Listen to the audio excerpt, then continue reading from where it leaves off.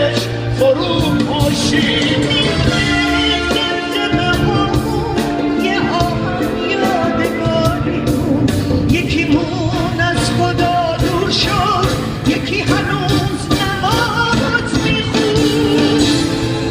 تو عکسای دیروزه من و شعرهای این دفتر توی نوستالژی جا موندیم به زیر خاک و خاکستر. به دنیا اومدیم اما ما این دنیا رو نشناختیم. چه میموندیم چه میرفتیم به هم بازی رو میباختیم.